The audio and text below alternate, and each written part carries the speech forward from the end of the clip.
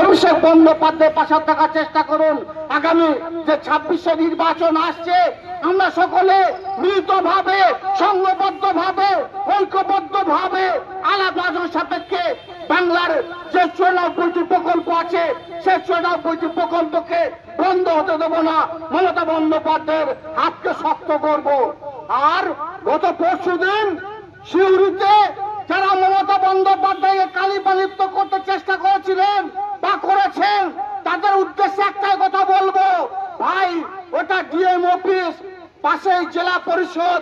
তোমাদের বাবার ভাগ্য ভালো, সেই দিন জেলা পরিষদ অফিস বন্ধ ছিল।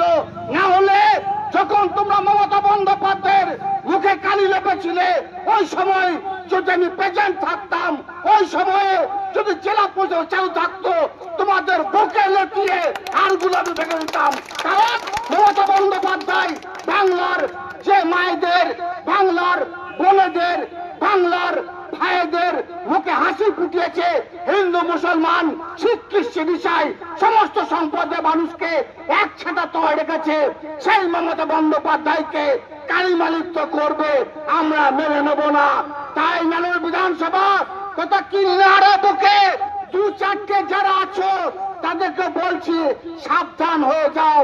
35 বছরের সেই জগদ্দল পাথরটাকে আমরা এই নানুর থেকে উৎখাত করেছি, এই বেগম জাত উৎখাত করেছি।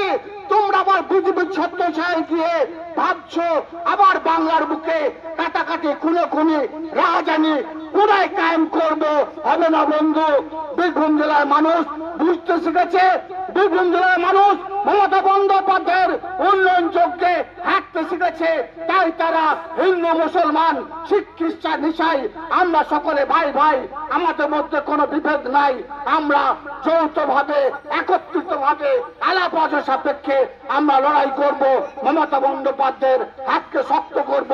এবং 26শে নির্বাচনে মমতা বন্দ্যোপাধ্যায়, অভিষেক বন্দ্যোপাধ্যায় বীরভূম জেলার বুকে যে 11টা নমিনেশন দেবেন, 11টা বিধানসভা আছে, 11টা বিধানসভায় যাদেরকে বিধায়ক হিসাবে টিকিট দিবেন তাদেরকে আমরা জিতাবো।